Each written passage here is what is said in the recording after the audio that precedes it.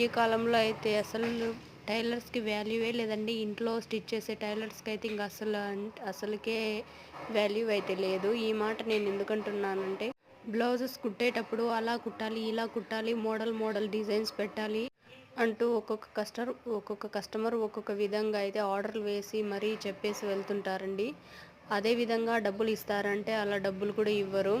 అయ్యో, ఇందులో ఏం డిజైన్ ఉంది, పెద్దగా వేసిందే 4 లేస్ ముక్కలేసావు అంతే కదా, ఈ డిజైన్కి అంత అమౌంట్ ఎందుకు అని చెప్పేసి అంటుంటారండి. ఒక మీటర్ లేసే 5 రూపాయలు అంతే కదా, లేస్ పెట్టిన దాన్ని కూడా ఇంత కాస్ట్ ఎవరైనా తీసుకుంటారా అని చెప్పేసి అడుగుతారు కదా. లేస్ 5 రూపాయలే అయి ఉండొచ్చు, కానీ అది ఆ లేస్తో మోడల్గా స్టిచ్ చేసి బ్లౌజ్ అంతా స్టిచ్ చేసి బ్లౌజ్కి ఒక లుక్ రావాలంటే కుట్టాలి కదండి ముందు. ఇవన్నీ అసలు ఎవరు ఆలోచించరు, కానీ బ్లౌజ్కి ఇంత కాస్ట్ అయిందంటే మాత్రం అమ్మో అంటారు. ఇలా అయితే